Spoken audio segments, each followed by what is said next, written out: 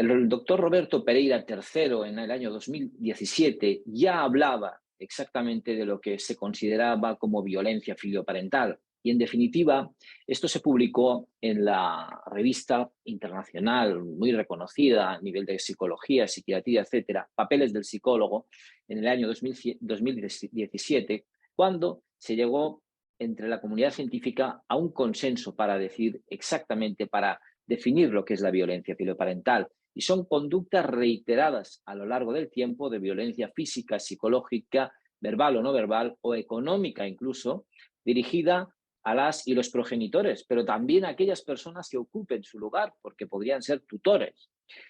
Aquí se excluirían las agresiones puntuales, las que se producen en un estado de disminución de la conciencia, que desaparecen cuando ésta se recupera. Serían casos, por ejemplo, de una borrachera, ¿verdad? Las intoxicaciones, síndromes de abstinencia, estados delirantes o alucinaciones, por ejemplo, por una enfermedad mental, como podría ser la esquizofrenia. También las causadas por alteraciones psicológicas. Y vemos también que se excluiría el autismo o la deficiencia mental severa y el parricidio sin historia de agresiones previas. Repito, parricidio sin historia de agresiones previas, porque a veces, desgraciadamente, el parricidio acaba siendo el culmen, la finalidad, el fin de lo que sería un camino de violencia.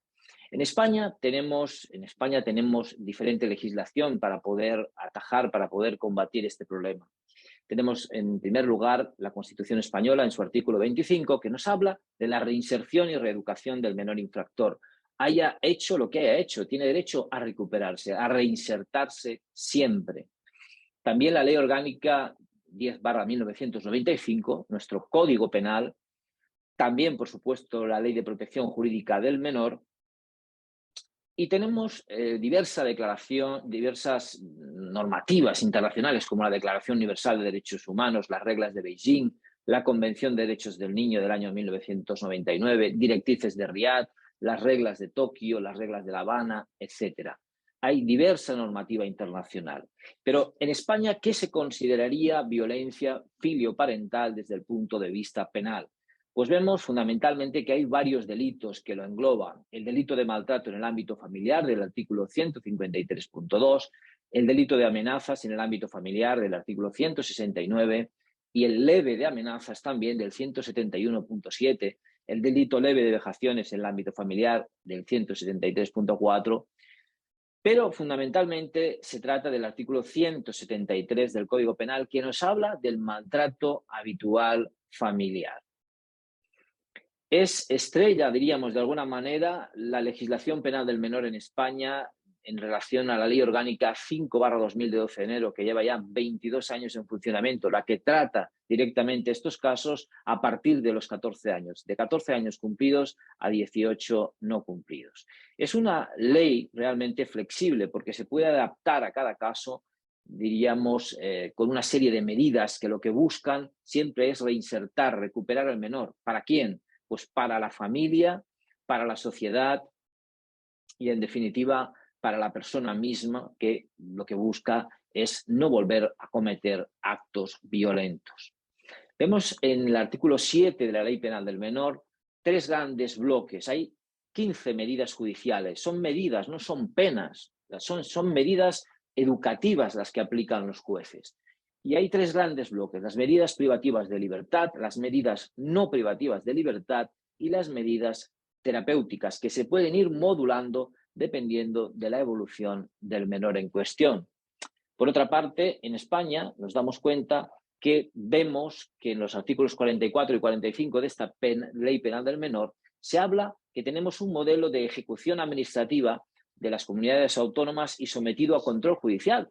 Vemos que España, diríamos, es un mapa en el cual hay diferentes comunidades autónomas y cada una aplica, evidentemente, el Código Penal y la Ley Penal del Menor, pero la ejecución de las medidas es competencia de cada una de las comunidades autónomas. En este artículo 45.3 se habla que las comunidades autónomas pueden establecer convenios o acuerdos de colaboración necesarios con otras entidades, ya sean públicas, de la administración del Estado, local o de otras comunidades autónomas, o privadas sin ánimo de lucro. ¿Para qué? Para implementar estas 15 medidas judiciales. Por lo tanto, hay un modelo que sería bien de ejecución pública, privada o concertada. Y además los menores tienen que tener un programa de intervención específico. Y en este caso tiene que ser específico para la violencia filioparental. Llevo desde el año 2008 aproximadamente realizando esta investigación teórico-empírica, ya que culminó con mi tesis doctoral y después otras publicaciones, y pude encontrar, diríamos, una serie de conclusiones a través de una metodología que sería revisar la bibliografía en profundidad especializada sobre la materia, que en aquel año era bien poca, la verdad se ha dicho. Después un cuestionario semiestructurado que pude pasar a padres, madres, menores, operadores jurídicos, personal de los juzgados con los equipos técnicos de menores, etcétera. Entrevistas personales que pudieron reflejar una serie de objetivos que yo buscaba, que era encontrar programas y recursos especializados en España, analizar estos recursos y ver si realmente se cumplía o no se cumplía la ley. ¿Qué es lo que encontré? 84 recursos especializados en España. Recursos de todo tipo. Había comunidades autónomas que disponían de recursos específicos, otros que no tenían programas, otros que tenían programas específicos, pero no tenían centros. Habían unos que eran muy interesantes también, que son los programas de equipos itinerantes, los que van a domicilio, recursos privados, públicos, concertados, realmente un auténtico mare magnum, un auténtico totum revolutum. Vemos aquí uno de muy especial, el recurso de Euskarri en Bilbao.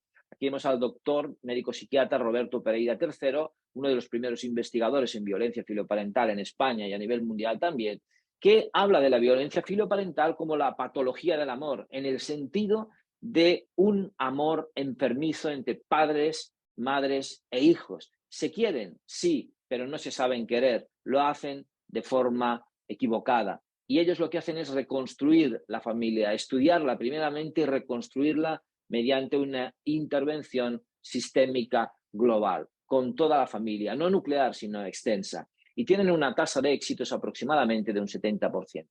Vemos aquí también el modelo Cantabria del doctor Vicente Garrido Genovés, afamado criminólogo a nivel mundial también, donde tienen un taller para padres, madres e hijos con sesiones muy trabajadas, muy detalladas, y hablaban de que en 2012 tenían ya aproximadamente un 100% de tasa de éxitos.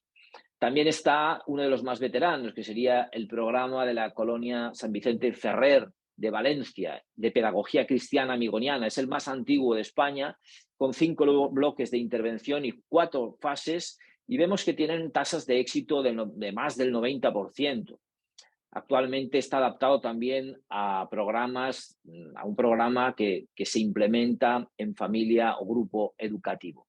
En Madrid tenemos el programa de tratamiento educativo terapéutico de la Agencia para la Rehabilitación y Reinserción del Menor Infractor, el ARMI, del doctor Graña, del Hospital Clínico de Madrid. Tienen 3 manuales que se implementan como programa, uno para menores, otro para padres y otro para familias, y el centro El Laurel, que es específico para la violencia filoparental. Es un centro de intervención concreto para esta tipología de violencia, y que lo que se trata es de recuperar a los menores conviviendo con otros menores que padecen también la misma tipología de comportamiento.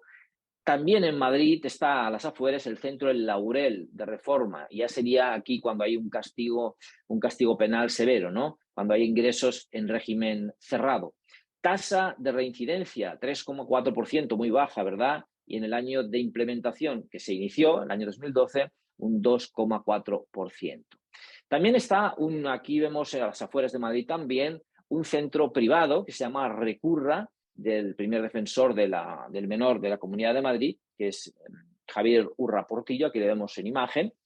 Tiene 98 plazas que están completas, tienen ya prácticamente unos 1000 casos ya han abordado sobre violencia filoparental, un teléfono gratuito que se llama SOS en conflicto con mi hijo, y un equipo de casi 100 profesionales. Tasa de éxito, 70% aproximadamente. ¿Cuál es la cuestión aquí? Que es un centro totalmente privado, y aquí solamente pueden acceder familias que tengan un nivel muy alto económico, porque una plaza puede valer aproximadamente 5.000 euros al mes. Vemos también en España GINSO, Asociación para la Gestión de la Reintegración Social, que tiene centros en diversas partes de España, sobre todo